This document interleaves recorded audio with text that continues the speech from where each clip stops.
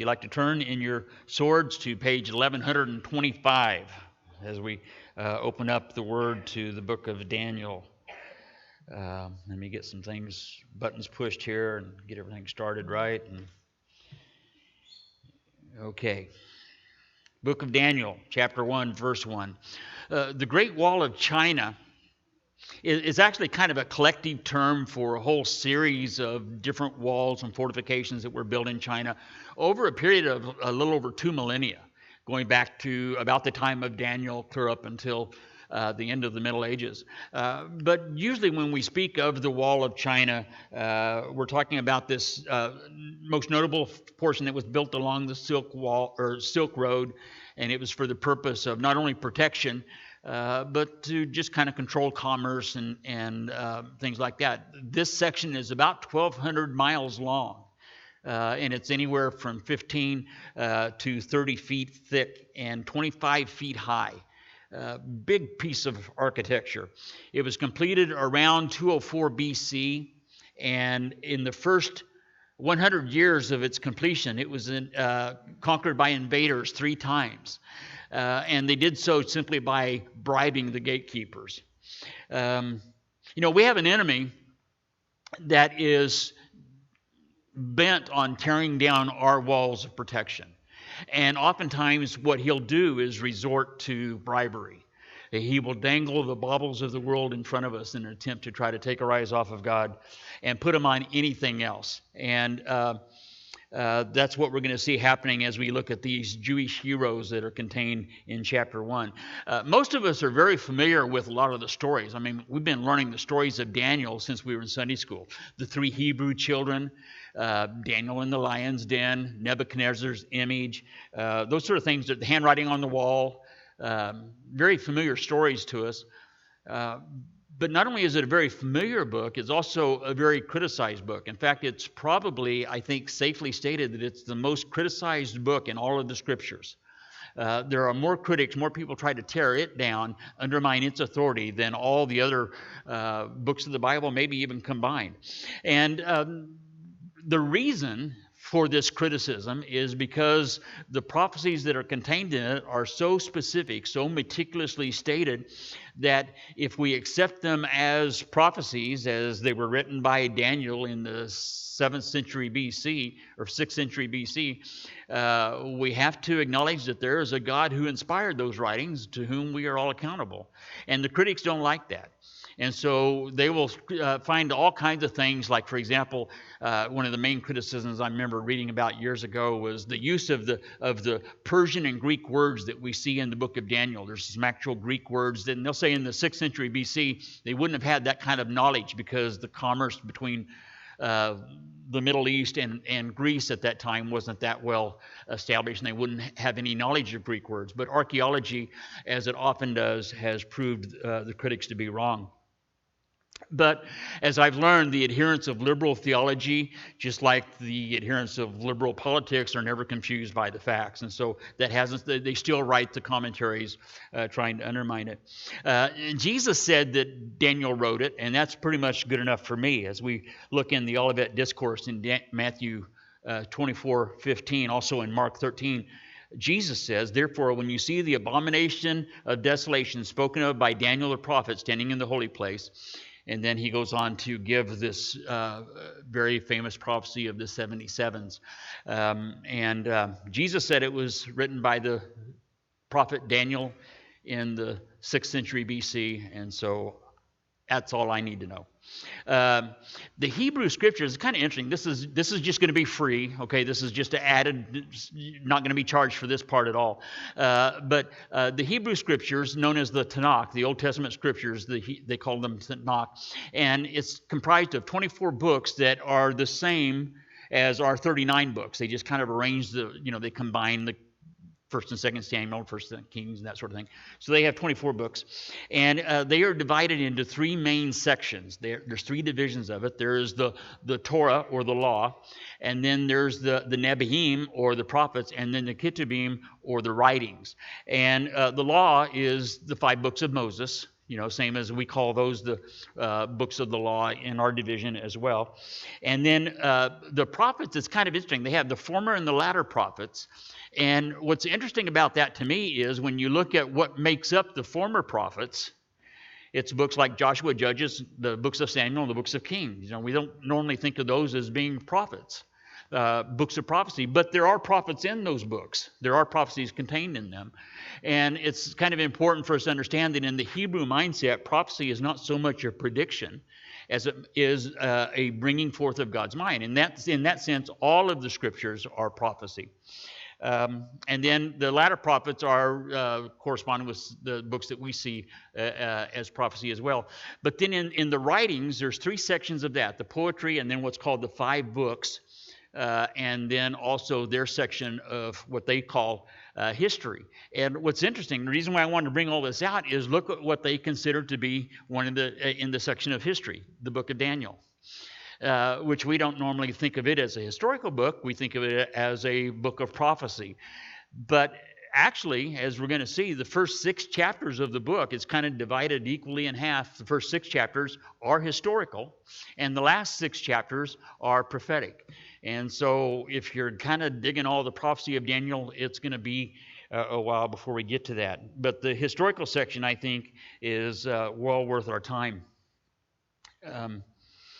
Several reasons why I think the Jewish breakdown is different from ours in that regard is, as I said, the Joshua and Judges and all those are essentially prophetic books in the sense that they contain prophecy and they do bring forth God's mind. But then also I think some of it has to do with the sequence of it in their canon, how as they added scriptures to their canon, that kind of determined how they would divide them up into the different categories. So I think that kind of falls into it as well. So let's go ahead and jump right in. Chapter 1, verse 1 says, "In the 3rd year of the reign of Jehoiakim, king of Judah, Nebuchadnezzar, king of Babylon, came to Jerusalem and besieged it." So the 3rd year would be by Babylonian reckoning. Okay, the Babylonians reckon, they didn't have dates like we do today. They didn't call this, 605 BC. That's not what they called it back then.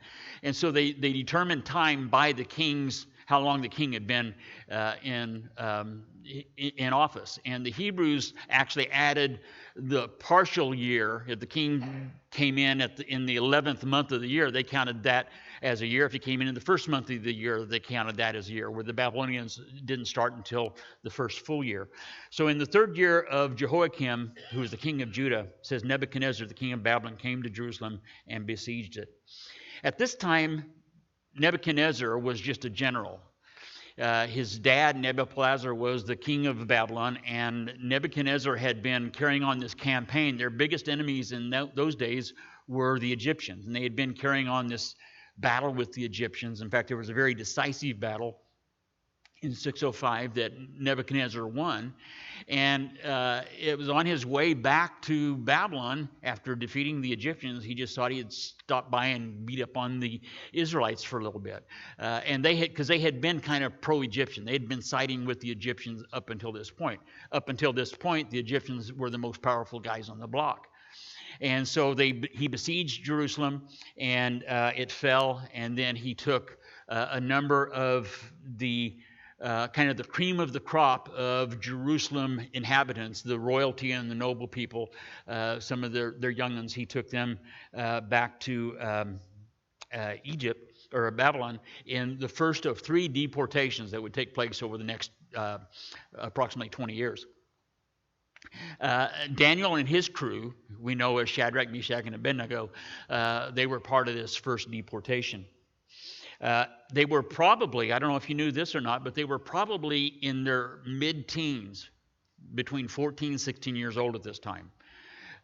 They were not grown men. In fact, the word that's used for them means adolescent or even youngster. If we look at this timeline of Daniel, it begins with the first deportation that happened in 605, and all of the rest of the book is going to span 3 different empires. Not just simply three different kings, but three different empires: the Babylonian, the Persian, and the Babylonian, the uh, Persian, and the Median Empire.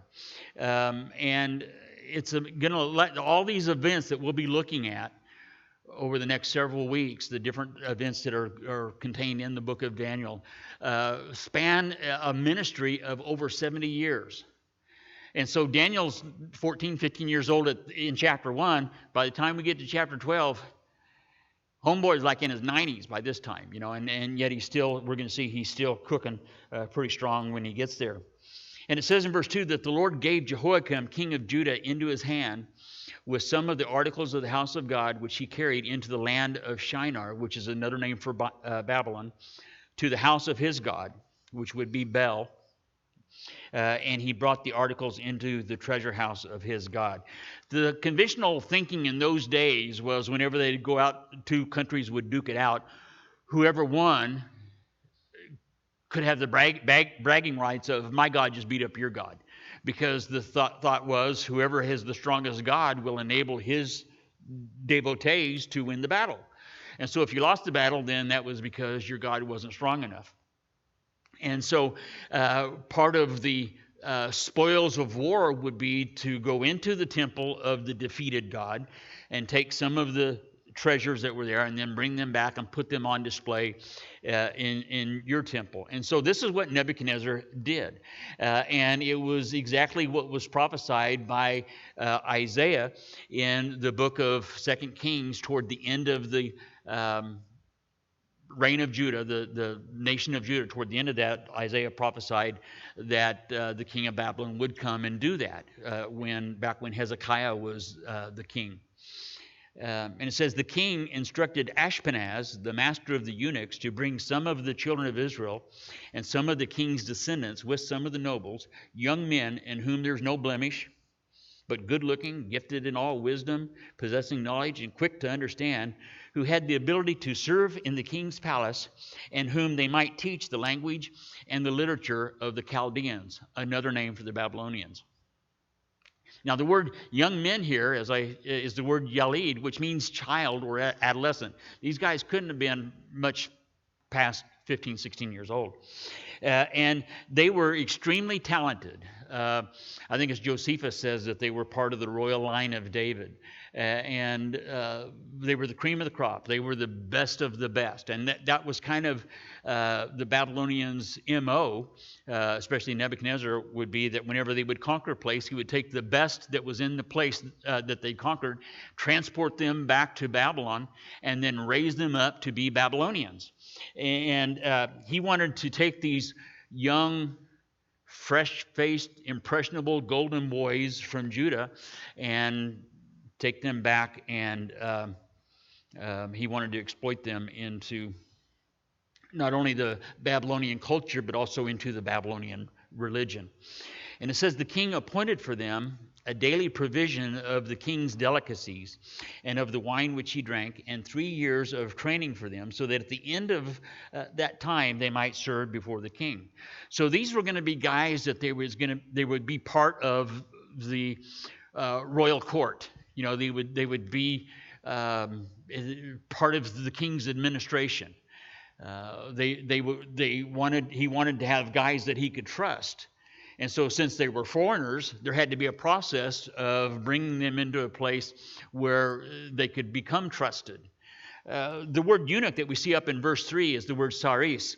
And some commentators, it is the word eunuch. And it was the master of the eunuchs, the head of all of the eunuchs, was the guy that was put in charge of discipling, if you will, these transplants from Jerusalem.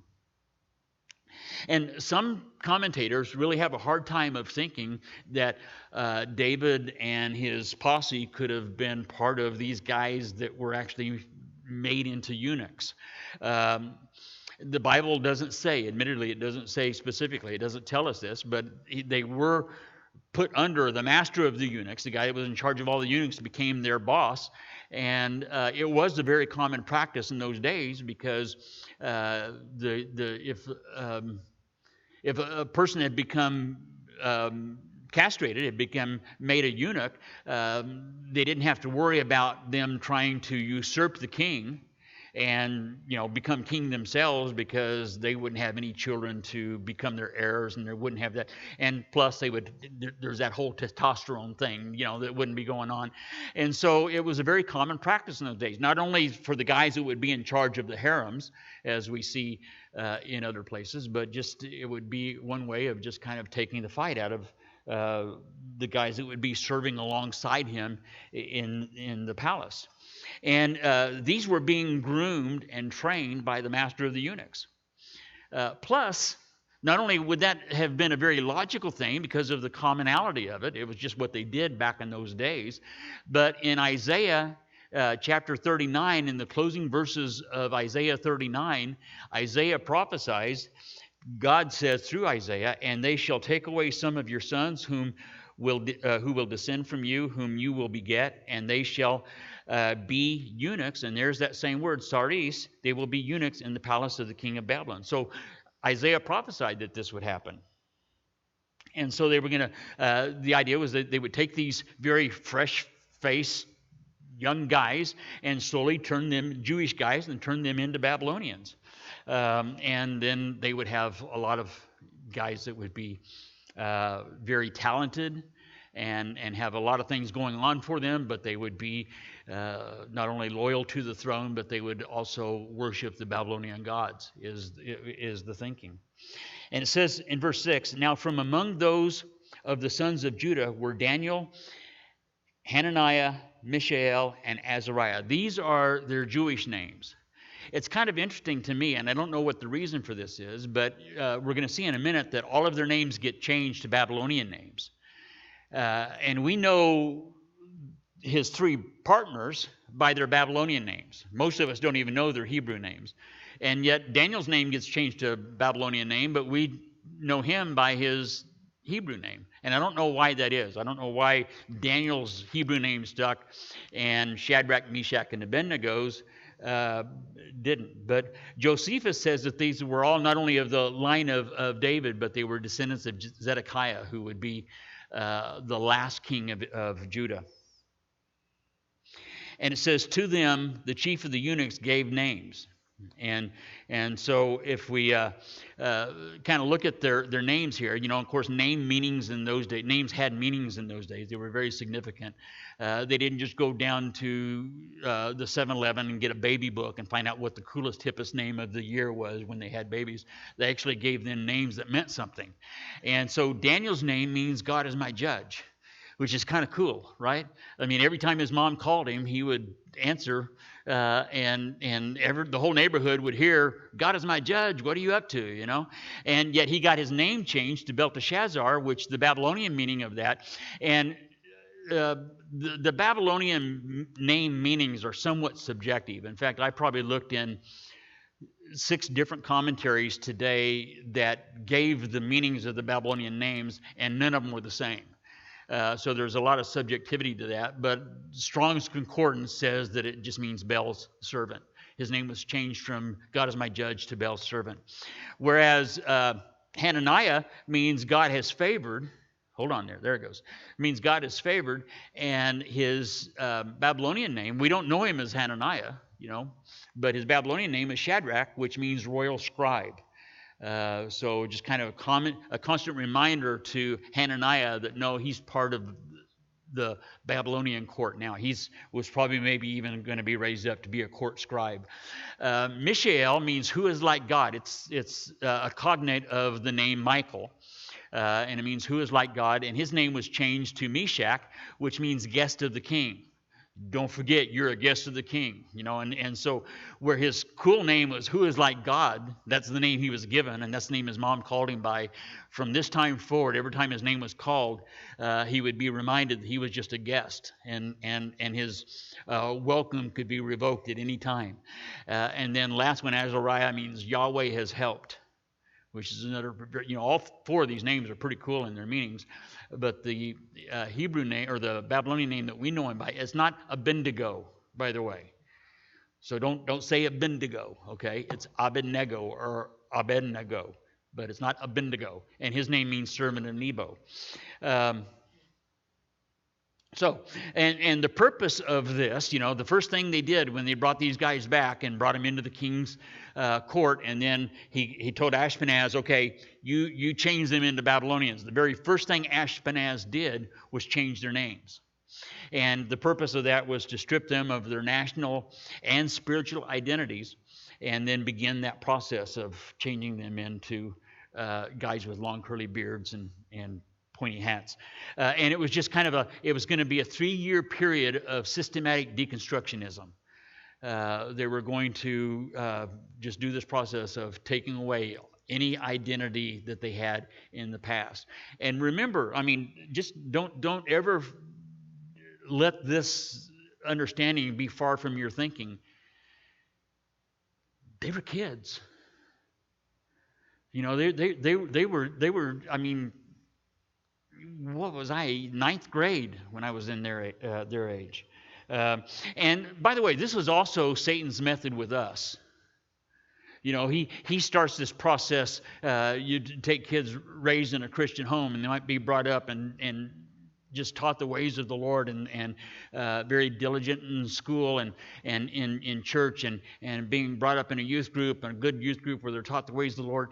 And then the very first opportunity, as soon as they get away from home, the very first thing Satan does is start deconstructing their views, stripping away everything that they've been told before. And this is very chronic, I think, in our culture today. As soon as somebody goes to college, first thing they do is meet a college prof that says there ain't no God. Daniel was written in the 2nd century A.D. and all that sort of baloney. But it says in verse 8 that Daniel purposed in his heart that he would not defile himself with a portion of the king's delicacies, nor with the wine which he drank. Therefore he requested of the chief of the eunuchs that he might not defile himself.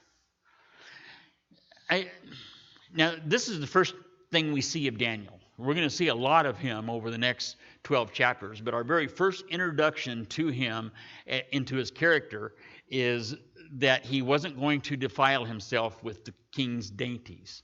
And so he made this request that that wouldn't be the case. Wouldn't you have hated to have been Daniel's little brother? He's the only guy in all of the scriptures outside of Jesus that we can't point to something in him as what's given to us in scriptures. We can't say, okay, here's a verse that says Daniel had a black mark on his record. He's the only guy in all of scripture that we can do that with. He is presented to it. He was a sinner just like you and I, but the scriptures don't record his failings.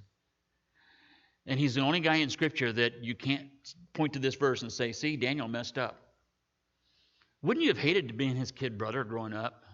Could you imagine 3rd grade teacher? Why can't you be like your brother Danny? He always had his homework done on time, or whatever, or even his mom, saying to his kid brothers, you always disobey me. Danny never does do that.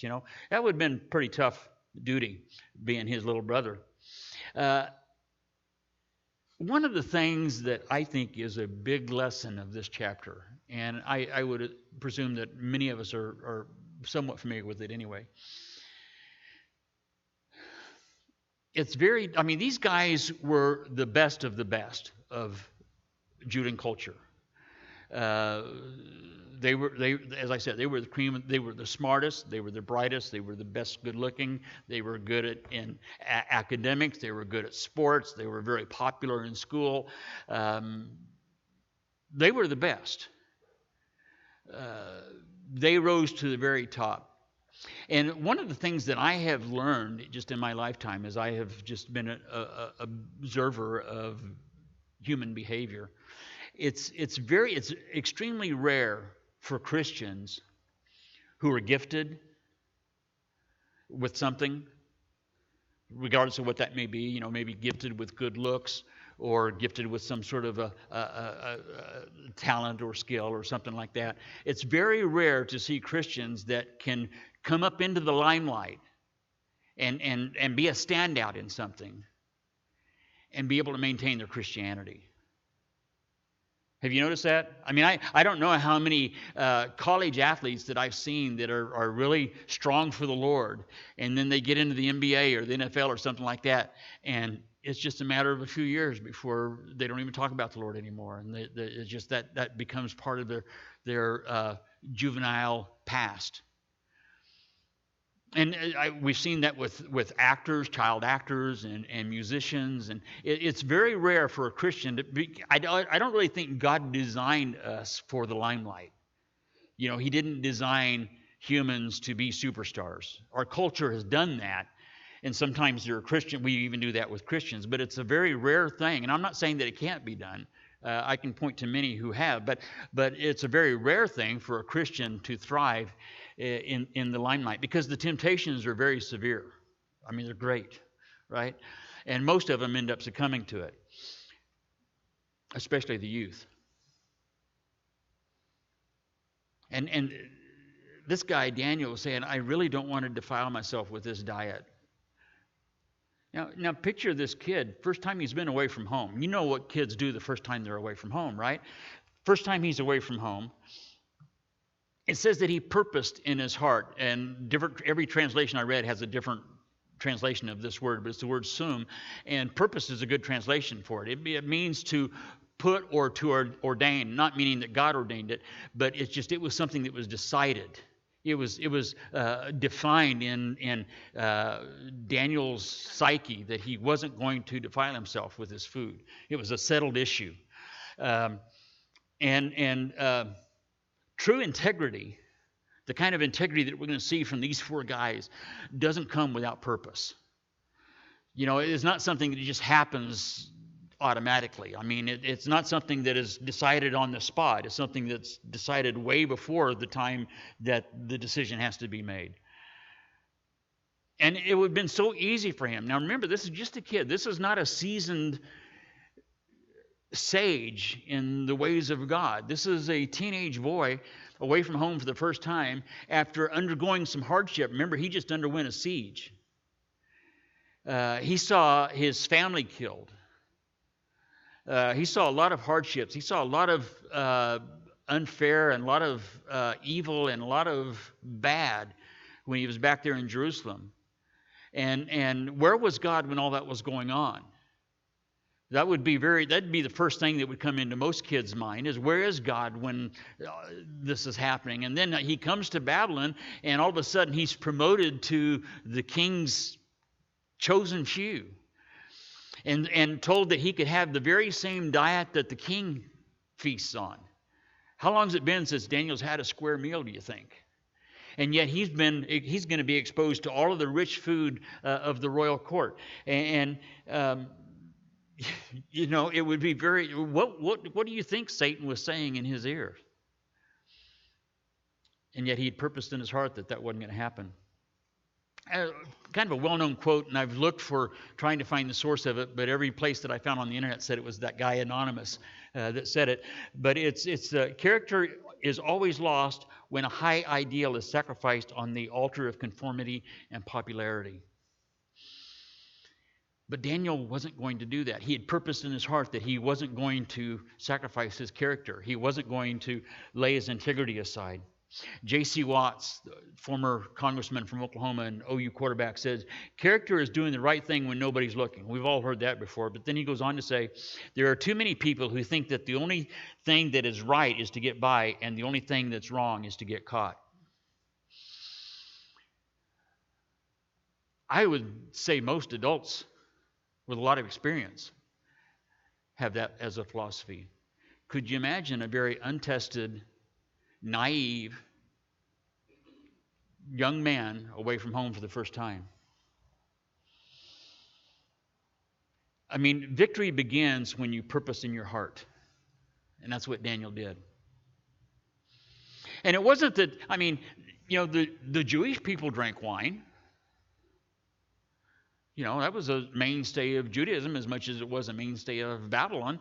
But you know, was it, I only drink Mogen David, I only drink Manischewitz, and he was going to stay away from any Gentile wine. I don't know. He just thought, I don't want to take a risk because all of this other food would at very least have been sacrificed to Baal before it was offered to him, and he just didn't even want to have that on him.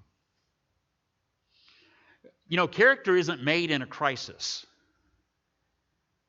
It's only exhibited. And this is when Daniel's and Shadrach, Meshach, and Abednego's, when their character comes out. I wonder if it was Isaiah's prophecies that inspired Daniel during this time of testing, because it wasn't taking him by surprise. We're going to find out later that he was very well versed in the Scripture, and I wonder if that's what kept him on track during these trials. I don't know. But he committed himself. And commitment to character, I think, is very lacking in our culture today. I don't know much about investing and that sort of thing. I'm not a stock guy or anything, but I'll just share my vast knowledge of the subject in about 1 minute here. There's a difference between an investor and a day trader. You know what a day trader is? Day trader is a guy that wakes up in the morning and he looks at the stocks and he's got one thing in mind. What's the cheapest stocks that I can buy and sell at the end of the day higher than I bought them for? He's a day trader. He trades every day. He buys low and sells high every day. That's the only thing. That he doesn't care anything about the stock. He doesn't care about the integrity of the stock. He doesn't care if it's going to be around tomorrow or not. The only thing he cares about is it going to be worth more at the close of business as it is at the opening of it. And that's why he's called a day trader or a stock trader. Now, an investor is different. An investor does his homework. An investor looks into the history of the company that he's thinking about investing in. He looks at their track record. He looks at where, he's not concerned with where it's going to be at the end of the day. He's concerned where it's going to be in 20 years.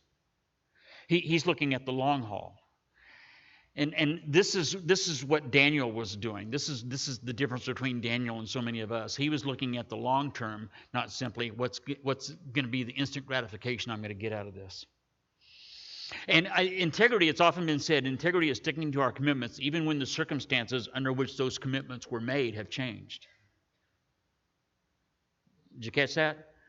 It's sticking to our commitments even if the situations under which those commitments were made have changed. We still stick to the commitments. This is what Daniel was doing. This is integrity.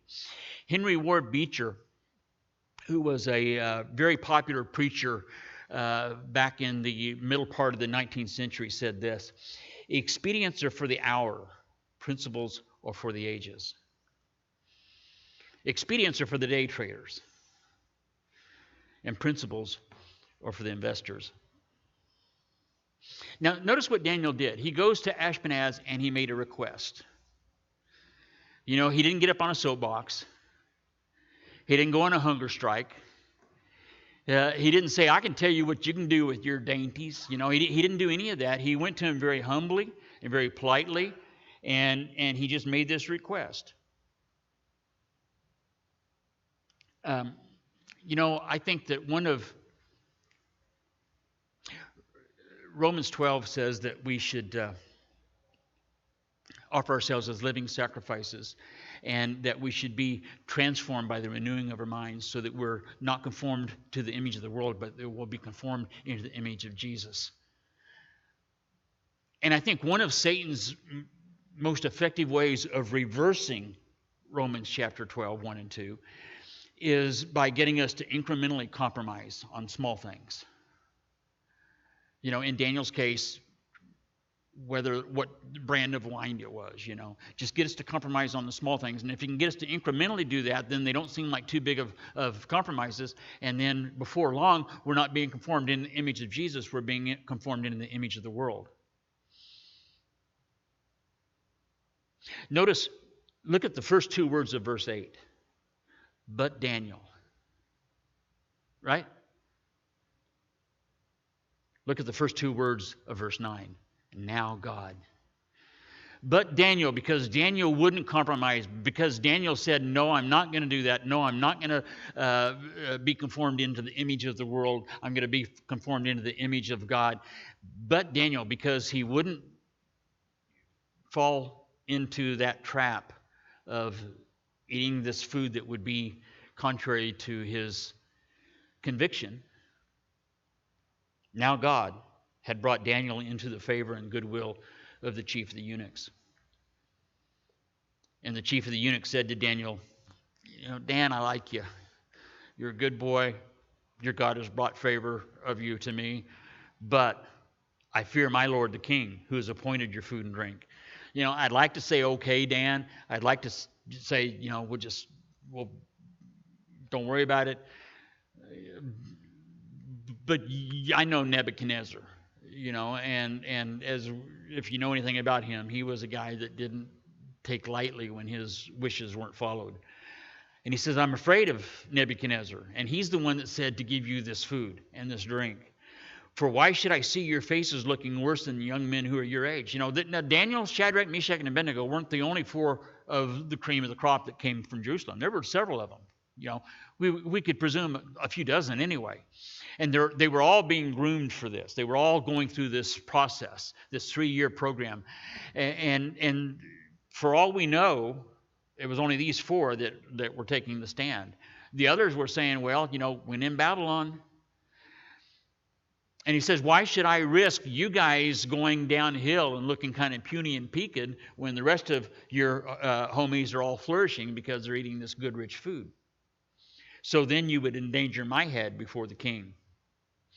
Nebuchadnezzar was an absolute monarch. And when he said, do something, it got done.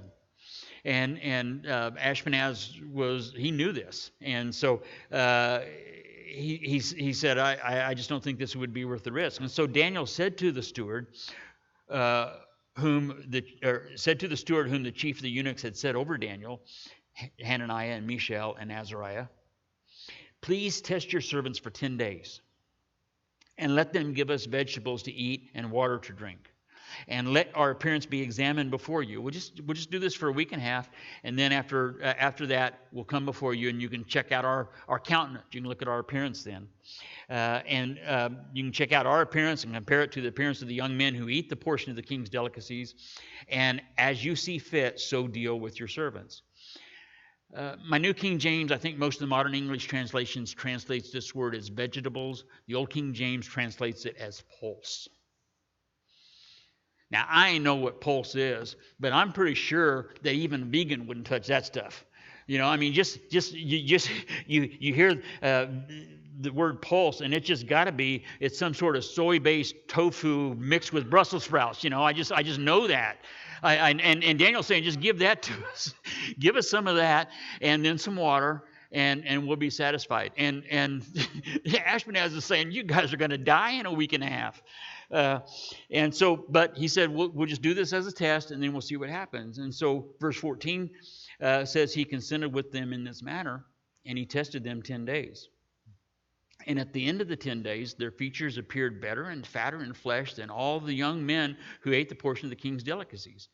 Now, 10 days are not going to be enough to make a difference naturally. Okay? I mean, if they went on a hunger strike for 10 days, there wouldn't be that much of a difference. The guys that were eating the king's food aren't going to get that fat in a week and a half. It wouldn't have made that difference naturally, and Daniel is knowing this. He's not thinking of something because they just stumbled onto this new diet that they're going to trademark and then start marketing on the internet. It wasn't that at all. He was saying, I mean, if you can not only survive but actually thrive on a diet of pulse for a week and a half, that's a miracle. That's a God thing, And so he says, well, let's just do this. And so the steward took away their portion of the delicacies, took away their ripple and their gallow wine, just took all that away, and they were given water to drink and pulse to eat. Now, if you take issue with me on this, that's fine. Okay, I mean, this is not a doctrinal thing. I'm just going to share my opinion here. This is not really a biblical thing. It's certainly not an official stance of Calvary Chapel. If you want to be a vegetarian, more power to you. But I didn't rise to the top of the food chain to be a vegetarian, right? I mean, if God didn't want us to eat cows, he wouldn't have filled them full of beef. Is kind of my thinking on the matter. But that's just my opinion. I wouldn't try to put that off on anybody else. That's you march to your drum. But it's that choice, this decision that Daniel has presented to Ashpenaz is the same one. It might be a different word, might have a different color, different shape, but it's the same one. It's the same decision that each one of us face every day. Are we going to walk in integrity? Are we going to stand in the character that is honoring to God? Or are we going to compromise?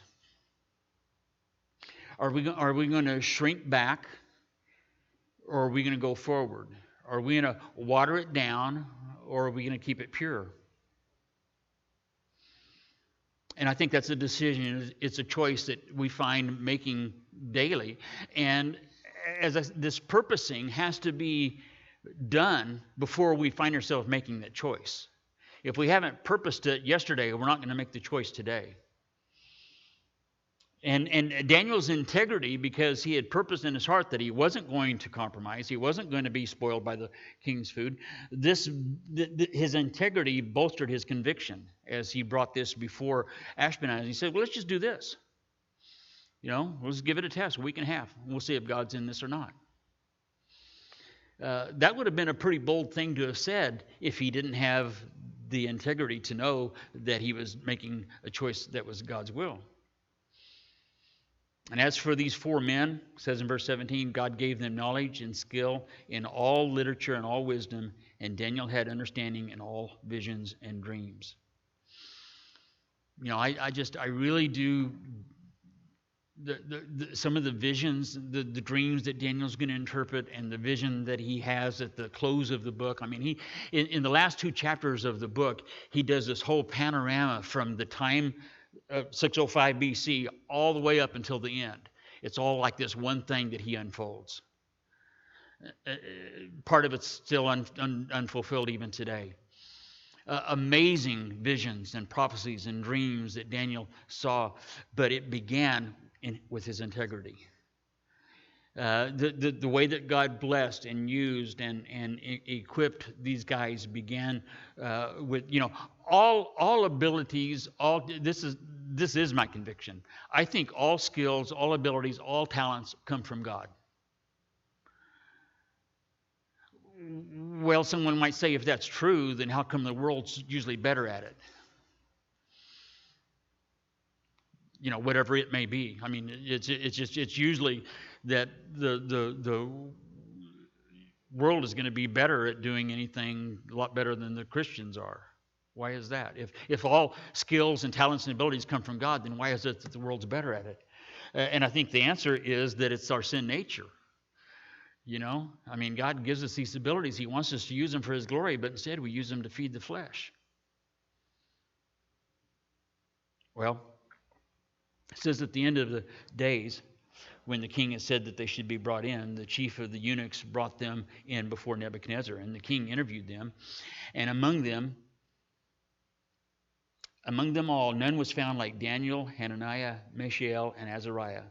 And therefore they served before the king. So of all these guys, and maybe not only the ones from Jerusalem, I mean, maybe they had been from some of the Egyptians that they had captured while they were at the Battle of Carchemish, or whoever. They bring all of them in before Nebuchadnezzar so he can check them all out.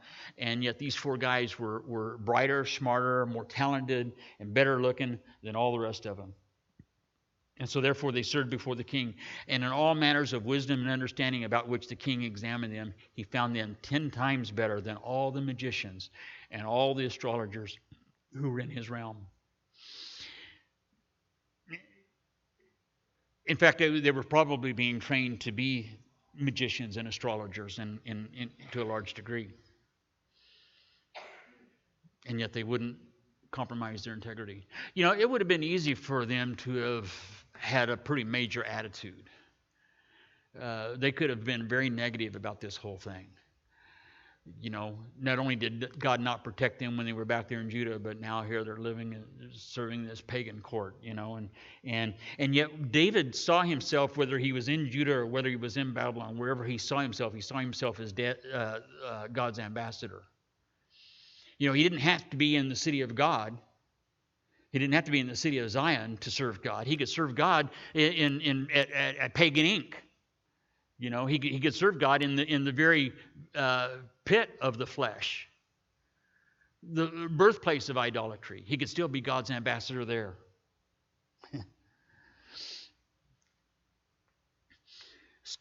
They were having this big test in a college, in the university, and after it was over with, the college student had handed in his exam to his professor, and on it was this Post-it note, and he had written on it $1 per point, and then there was a $100 bill tucked up underneath the Post-it note. And as the student handed it to the prof, he kind of winked, smiled, and then walked away. Well, the following Monday, the tests were returned, and the student's test was just all crossed out and all kinds of red marks all over it, and there was a big Post-it note put on it with written in red ink. It said 46%, and then tucked underneath it was a change for $54. Think about it. It'll hit you later. This is the way the world works. This is the way we try to do it. This is the way we try to get by. I mean, the student thought he was being pretty slick, thought he had a handle on it. And Shadrach, Meshach, Abednego, and Daniel looked at it a little differently. And it says Daniel continued until the first year of King Cyrus. Thus, Daniel continued until the first year of King Cyrus. In the same way that Daniel started, he continued until not only the first year of King Cyrus. The reason why it says the first year of King Cyrus is because that's the year that King Cyrus said, you guys can go back home. The 70 years captivity has been completed. And so Daniel thrived, in other words, because he refused to compromise in his integrity. He's saying, and thus Daniel continued until this trial of the 70-year captivity was over. He finished with the same integrity that he began with.